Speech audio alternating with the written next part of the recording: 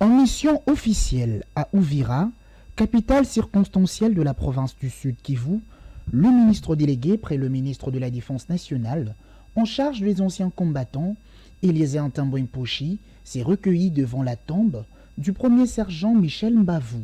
Dans une posture chargée de respect envers cet ancien combattant, Eliezer Ntambwe dépose sa gerbe de fleurs. Séance tenante, Eliezer Ntambwe a instruit la réhabilitation du sépulcre de cet ancien combattant qui est le symbole du salut de l'Éthiopie à travers la victoire de Sayo. Ce geste exhume la mémoire du premier sergent Michel Mbavou, autrefois oublié, nonobstant les loyaux services rendus à la nation.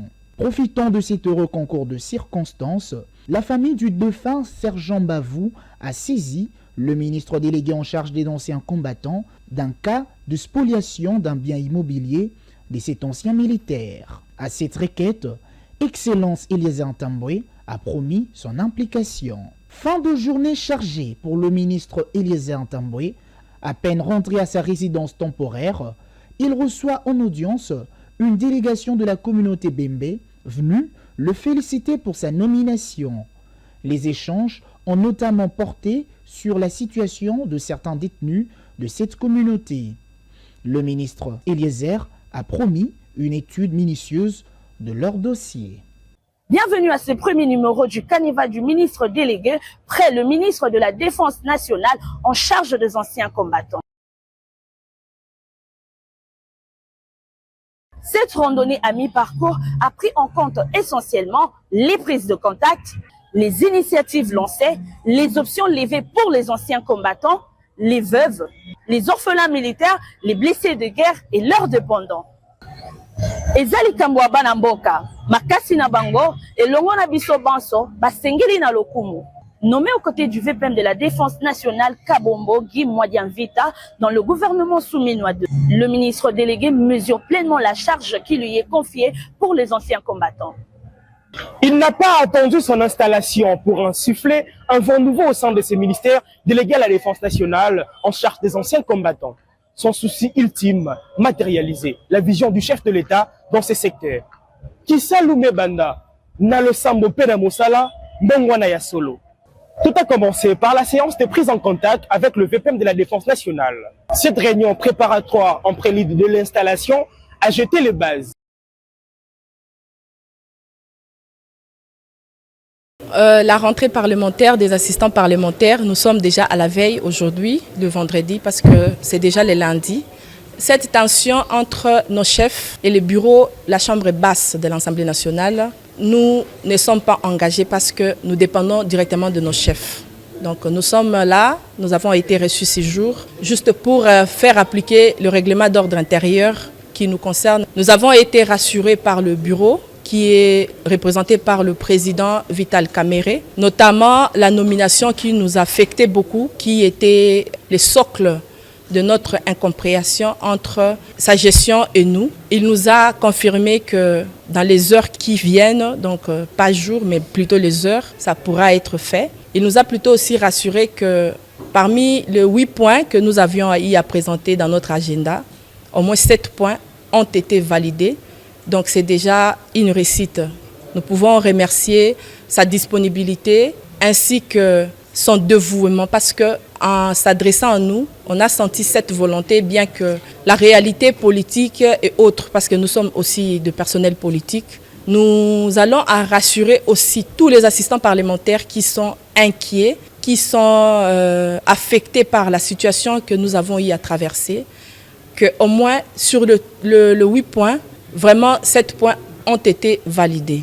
Pour le reste, nous souhaitons bonne rentrée parlementaire aux membres du bureau particulièrement et à nos chefs qui nous ont donné ce mandat de venir travailler auprès d'eux, les députés nationaux qui n'ont pas cessé de plaider jour et nuit sur notre situation, qui ont été à la base de plusieurs décisions à notre avantage. Nous réitérons notre confiance et notre loyauté à nos chefs qui y ont placé leur confiance en nous.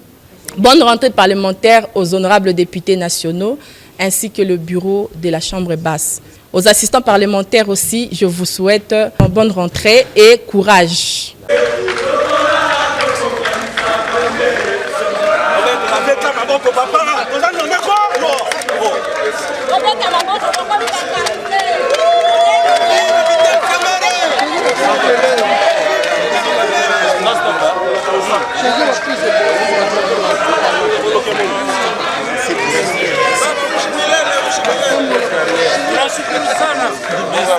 Vous êtes nommé.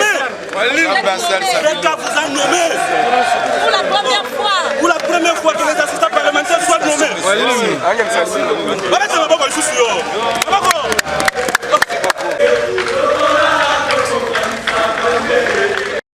Le bureau de l'Assemblée nationale et son président viennent de recevoir le réseau des jeunes parlementaires dans le contexte et le cadre qui est le nôtre, c'est-à-dire en vue de la rentrée parlementaire prochaine pour la session budgétaire qui est la session de septembre, mais également pour échanger autour des crispations et des tensions actuelles au sein de l'Assemblée nationale.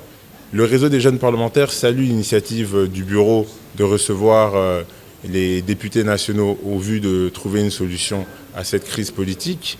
Et nous rappelons que la session budgétaire de septembre est une session très importante pour notre pays, notamment qui est un pays agressé et qui a besoin d'unité, mais également car nous devons voter un budget et que la population attend ce budget, notamment pour défendre les intérêts de notre pays en finançant notre armée.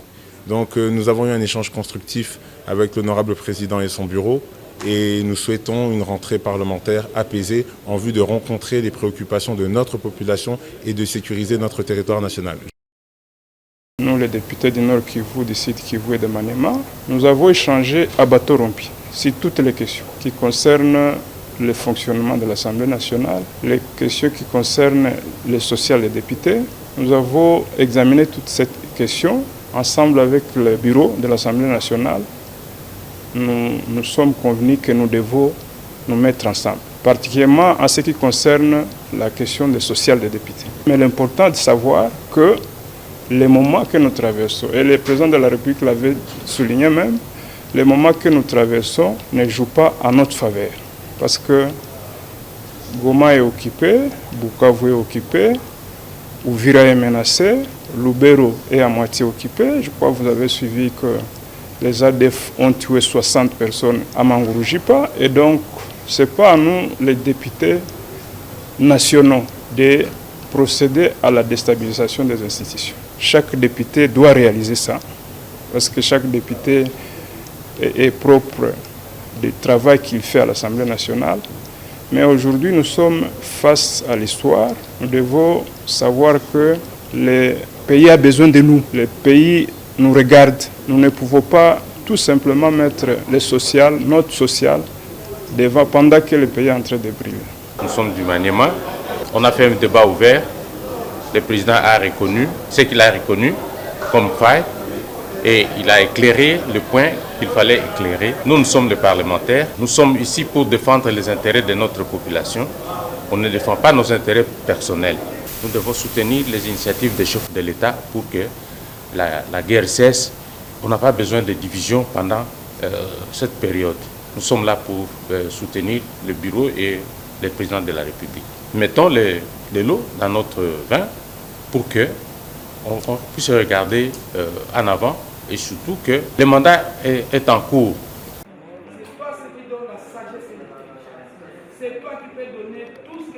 Nous sommes députés nationaux élus de Kinshasa. Là, nous venons d'être reçus par le président. Il y a eu plusieurs questions qui ont été débattues. Des députés avaient de desiderata, avaient de reproches à l'endroit du bureau. Et le bureau nous a répondu naturellement par rapport à nos préoccupations, par rapport à tout ce qu'il y a comme tension. Et les députés sont sortis de cet entretien plus ou moins satisfaits, étant donné qu'il y a eu quand même des concessions qui sont annoncées de la part du bureau. Et ces problèmes, et on passe d'être désamorcés. Nous pouvons que demander à tous les collègues d'être sereins, d'être zen par rapport à la rentrée parlementaire qui s'annonce déjà pour le lundi prochain. Nous voulons qu'il y ait une rentrée apaisée. Ce sont des humains qui ont de faiblesses, qui ont aussi des qualités. Je parle du bureau. Ils nous ont montré quand même la bonne foi, qu'ils sont enclins à changer les choses. Mais il n'en demeure pas moins que nous leur accordions le bénéfice du doute par rapport à ces promesses qu'il vient de formuler. Je parle du bureau. Mais il reviendra à chacun de nous de prendre la mesure de la situation pour éviter que nous nous retrouvions dans une situation qui risque de mettre l'Assemblée en difficulté.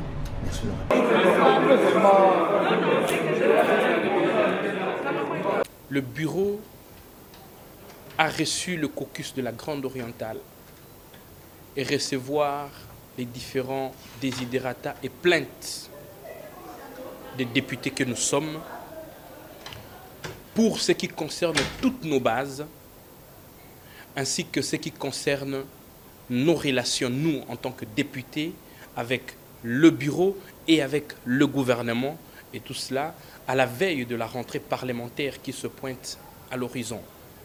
Le président a écouté les différents intervenants qui ont présenté leurs problèmes ainsi que de leurs bases respectives, et il a bien noté et a pris acte de tout ce qui a été dit par nous en tant que députés pour l'amélioration de collaboration entre nous, députés, et eux, le bureau qui nous dirige, et enfin avec le gouvernement qui constitue l'exécutif de notre République. Tout cela dans le cadre de la vision du chef de l'État qui est celui de la stabilité des institutions de la République. Écoutez, il y a un adage qui dit « Rien ne dépasse la paix ». La paix, elle est au-dessus de toute chose. C'était une rencontre très riche, des échanges effectués parce que le bureau nous a expliqué en long et en large de tous les problèmes que nous posons en termes de notre vécu quotidien, en termes de nos conditions de travail ici. Je crois que le bureau a inventarié tous ces problèmes et des réponses sont déjà données. La plupart des problèmes posés, il y a déjà des réponses qui sont données, peut-être à 90%. Et donc nous, caucus députés du Congrès central, nous pensons qu'à partir du moment où nos réclamations trouvent un écho favorable, à moins qu'il y ait autre chose, on ne voit pas pourquoi on doit déstabiliser ce bureau. Les caucus se prononcent pour la stabilité et que nous continuons à travailler davantage, et parce que même je dirais qu'il y a une franche collaboration entre le gouvernement et nous. Et donc, c'est une bonne dynamique qui a commencé. Cette rencontre nous a permis d'avoir droit à certaines clarifications. Et nous sommes sortis édifiés. Par le temps qui court, le pays est déstabilisé à l'Est. Nous avons besoin des institutions stables, des institutions qui fonctionnent. Il ne faut pas donner les lits, faire les lits à l'ennemi. Il ne faut pas que l'ennemi se fasse les mains parce que nous nous querellons, nous battons. Ce n'est pas nécessaire. Et nous demandons vraiment aux députés, des pétitionnaires, de mettre un peu d'eau dans leur vin. Et nous devons être sages. Les députés sont des hommes sages, des femmes sages. Et si nous avons des petits problèmes, nous devons toujours les traiter à l'interne au lieu de nous exposer à l'ennemi et à nos bases. Nos bases n'ont pas besoin d'une institution déstabilisée. Et nos bases ont besoin des députés qui sont à leur place, qui travaillent avec le bureau pour résoudre leurs problèmes. Excellence, Madame la Première ministre, chef du gouvernement, représentante personnelle de son Excellence, Monsieur le Président de la République, chef de l'État, avec notre plus haute considération. Mesdames et Messieurs, en vos titres et qualités, conformément à la vision portée par son Excellence, Monsieur le Président de la République, son Excellence, Monsieur Félix Antoine Tshisekedi Tshilombo, chef de l'État, et sous le leadership de son Excellence, Madame la Première ministre, chef du gouvernement, le gouvernement a placé la réforme fiscale parmi ses priorités stratégiques contenues dans son plan d'action 2024-2028. C'est ici, il est lié de rappeler que depuis plusieurs années, la réforme fiscale occupe une place centrale de la gouvernance économique de notre pays. L'enjeu consiste non seulement à doter le gouvernement des moyens nécessaires à financer les politiques publiques, mais également à améliorer le climat des affaires, à créer des richesses et des emplois pour les citoyens. C'est sous le prisme de cette ambition que son Excellence, Monsieur le Président de la République, chef de l'État, son Excellence, Monsieur Félix Antoine Tshisekedi Tshilombo, a promulgué en date du 30 novembre 2023 la loi numéro 23/053 relative à l'impôt sur les sociétés et à l'impôt sur les revenus des personnes physiques, dont l'entrée en vigueur est projetée pour le 1er janvier 2026. La réforme lancée depuis l'adoption de la loi 2023 et dont la campagne de vulgarisation sera inaugurée à ce jour par son Excellence Madame la Première ministre chef du gouvernement est relative à l'impôt sur les sociétés IS et à l'impôt sur les revenus des personnes physiques IRPP. Elle s'inscrit dans la même dynamique, à savoir bâtir un système fiscal moderne, simplifié, équitable, capable d'accompagner la transformation économique de notre pays, même dans un contexte marqué par des défis sécuritaires persistants dans la partie orientale de notre pays. Excellences, Madame la Première ministre, chef du gouvernement, Messieurs et Mesdames membres du gouvernement, distingués invités à vos titres et qualités, la loi numéro 23/053, susmentionnée, consacre une évolution majeure de notre système fiscal. Elle distingue désormais et de manière claire l'imposition des sociétés et des personnes morales à celle des personnes physiques. Elle introduit pour des personnes physiques l'obligation de déclarer l'ensemble de leurs revenus. Il s'agira donc de déclarer les revenus salariaux, commerciaux, agricoles, artisanaux et immobiliers dans les cas des sociétés, en une seule déclaration annuelle, et cela au plus tard le 30 avril de l'année suivante.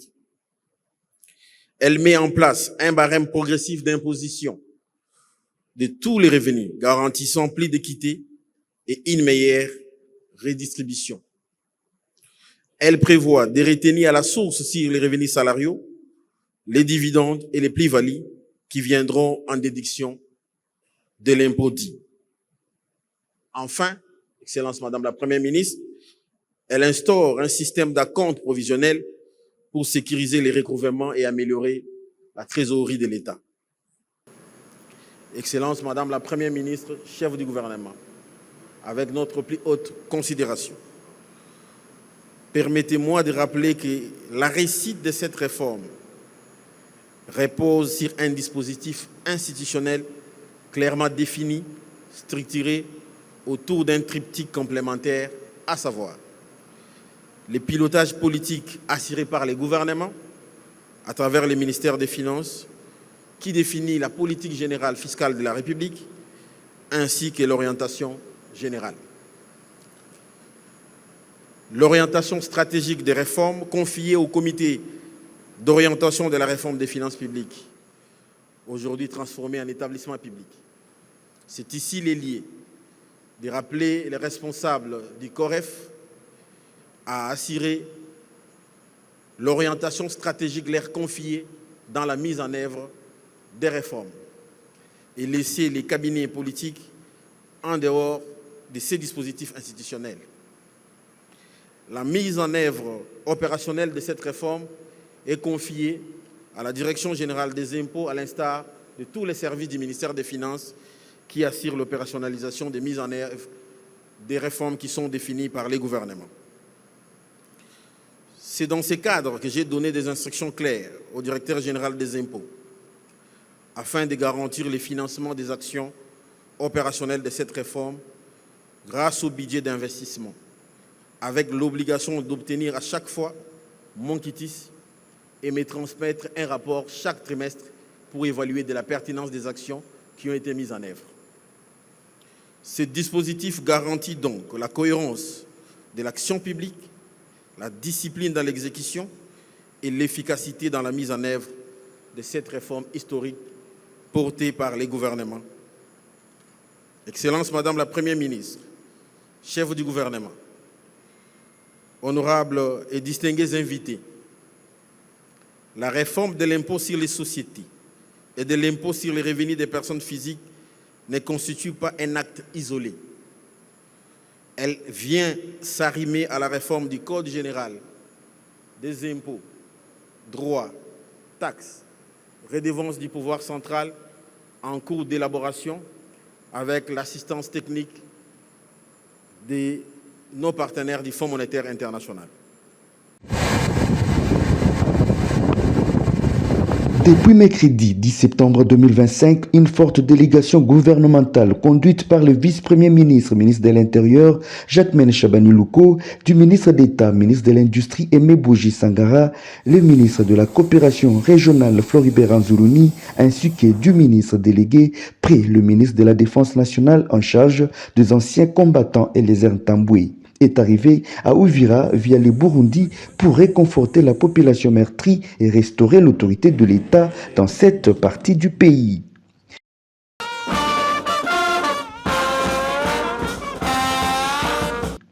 Eliezer Ntambwe et 3 autres membres du gouvernement ont été accueillis avec pompe par les gouverneurs Jean-Jacques Pouroussi, les autorités militaires, la société civile, les forces vives, les délégués de patriotes résistants Ouazalendo, ainsi qu'une foule immense.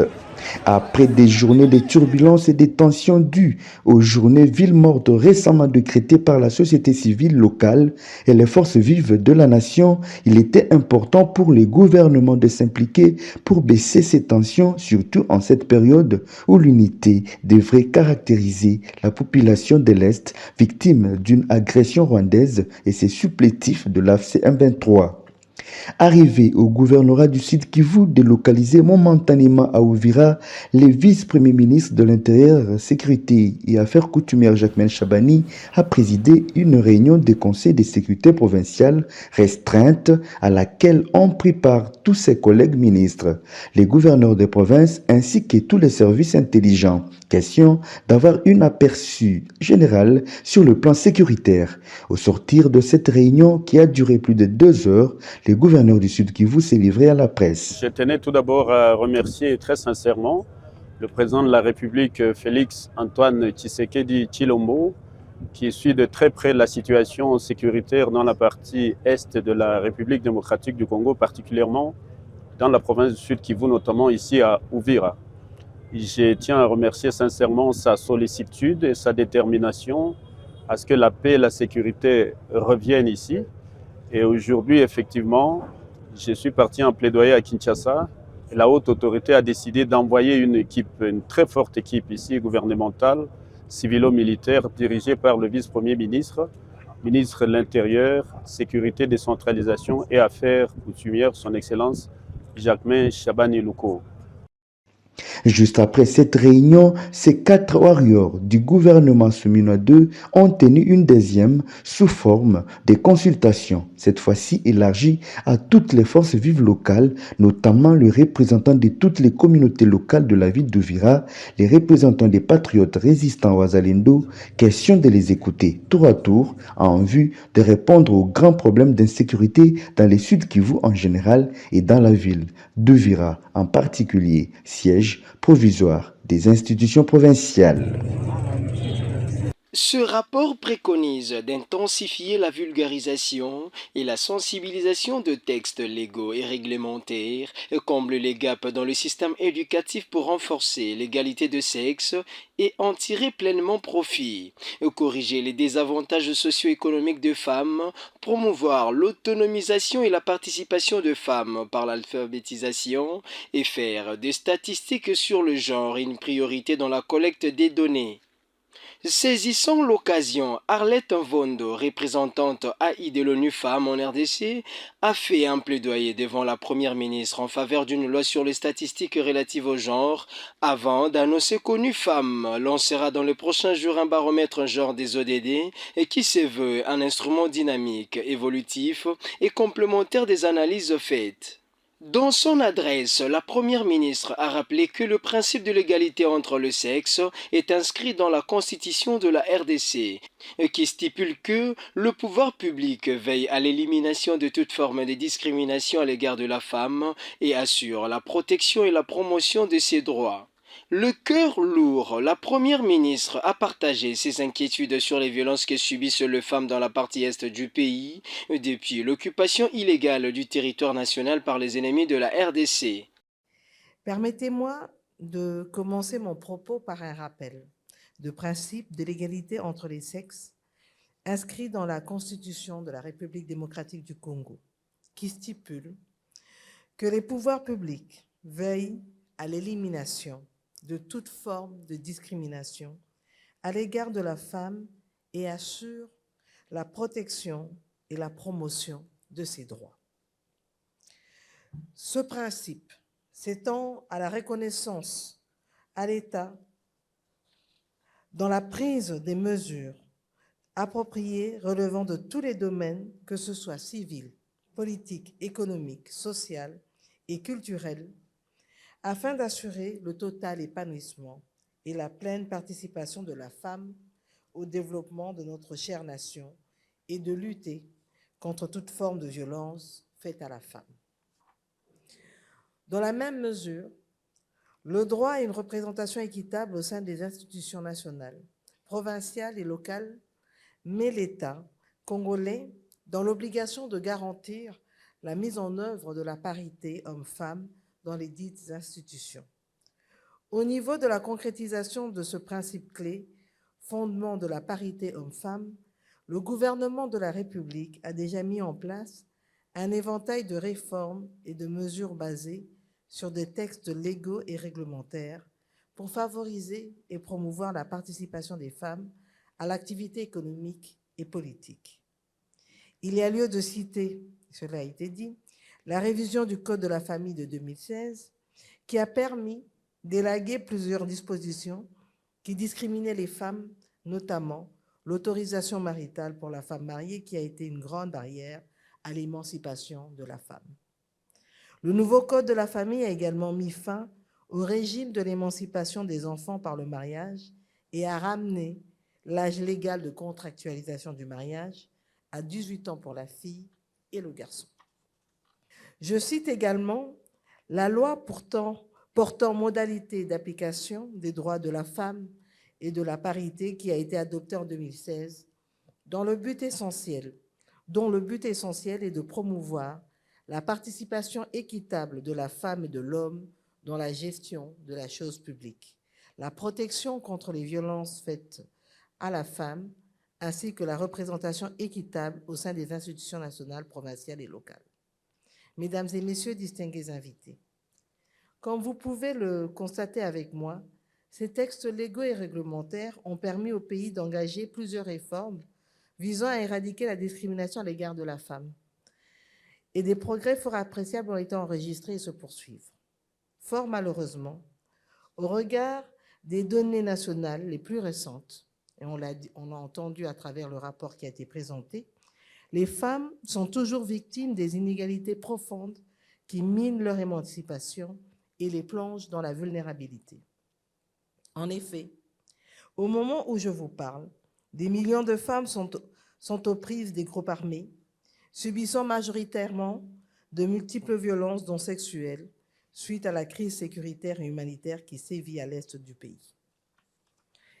À cela s'ajoute la destruction des infrastructures de base qui aggrave l'insuffisance des services sociaux de base dans les zones occupées, impactant directement et négativement le bien-être des femmes et des jeunes filles.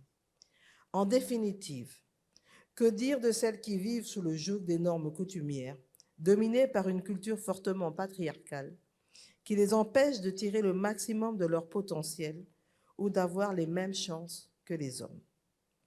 Je saisis ici l'opportunité de rendre un vibrant hommage et de remercier son Excellence, Monsieur le Président de la République, chef de l'État, Félix Antoine Tshisekedi Tshilombo, pour sa vision qui reconnaît en la femme des capacités de conduire le changement, de rechercher le bien-être collectif et de stimuler le développement.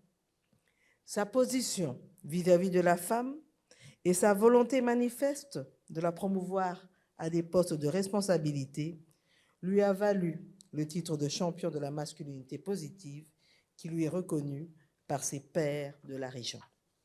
En effet, l'initiative de la célébration de la Journée nationale de la masculinité positive de la République démocratique du Congo va être portée au prochain sommet de l'Union africaine prévu en février 2026 pour enclencher sa célébration dans tous les États membres.